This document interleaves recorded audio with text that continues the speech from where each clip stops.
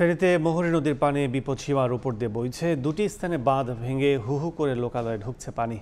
এ মুহূর্তে ফুলগাজীর মুন্সিরহাট এলাকায় আছেন রিপোর্টার আতিয়া সজল, সরাসরি যাচ্ছে তার কাছে।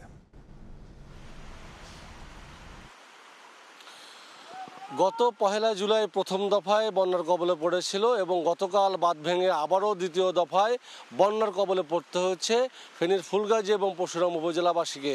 এবং আপনাকে যদি বলি, ফেনীর মুহুরী, কহুয়া এবং সিলোনিয়া নদী, এসব নদীর দুতীরে 122 কিলোমিটার বন্যা নিয়ন্ত্রণ বাঁধের প্রায় প্রতি বছরই একাধিকবার ভেঙে বন্যার কবলে পড়তে হয়।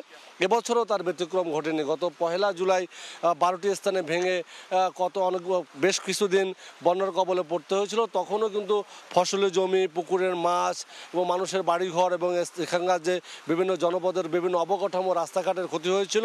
ঠিক 1 মাসের ব্যবধানে কিন্তু আবারও কিন্তু বন্যার কবলে পড়তে হয়েছে। আপনাকে যদি বলি, 1 জুলাই যে বাঁধ ভেঙেছিল 12টি স্থানে, পানি উন্নয়ন বোর্ড বলছে সেই 12টি স্থান মেরামতে কিন্তু তাদের 1.5 কোটি টাকা বরাদ্দ বা ব্যয় করেছে।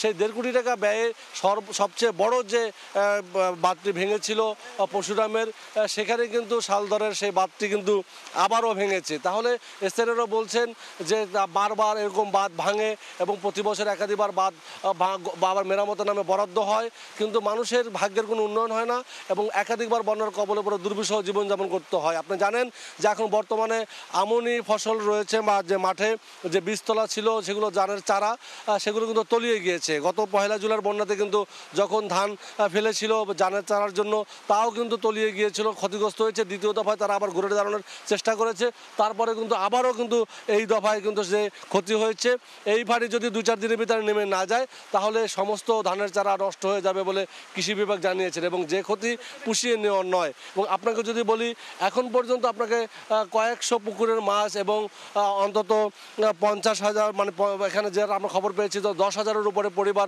পানিবন্দী হয়ে পড়েছেন এবং কয়েক লাখ মানুষ কিন্তু দুর্বিষহ বন্যার কবলে পড়েছেন। দেখতে পাচ্ছেন যে এখান থেকে নদী কিন্তু, যেখানে বাঁধ ভেঙেছে তা কিন্তু কমপক্ষে 10 থেকে 15 কিলোমিটার দূরত্বে, কিন্তু সেই 10 থেকে 15 কিলোমিটার দূরত্বে গ্রামের পর গ্রাম কিন্তু পানি এভাবে প্রবেশ করে একের পর এক এলাকা, নিম্নাঞ্চল প্লাবিত হচ্ছে। এই পানি ছড়িয়ে পড়ছে নতুন নতুন এলাকায়, নতুন নতুন গ্রাম প্লাবিত হয়ে মানুষ দুর্বিষহ জীবনযাপন শুরু হয়েছে। এবং স্থানীয়রা যেটা বলছেন, প্রতি বছর তাদের একাধিকবার এভাবে বন্যার কবলে পড়ে। শুধু বাড়িঘরই নয়, এখানকার হাট বাজার এবং অনেক শত শত ব্যবসা প্রতিষ্ঠানে আমরা পানি ঢুকে গিয়েছে। অনেকের বাড়িঘরে পানি ঢুকে যাওয়ায় নিরাপদ আশ্রয়ে তারা অন্যত্র ছুটে যাচ্ছেন। সব মিলে জেলা প্রশাসন যেটা বলছে যে বন্যার্তদের জন্য তারা শুকনো খাবারের ব্যবস্থা করেছেন। তবে স্থানীয়রা যেটা জানিয়েছেন, তাদের কোনো ধরনের ত্রাণের নামে কোনো প্রহসন বা সহায়তা তারা চাচ্ছেন না।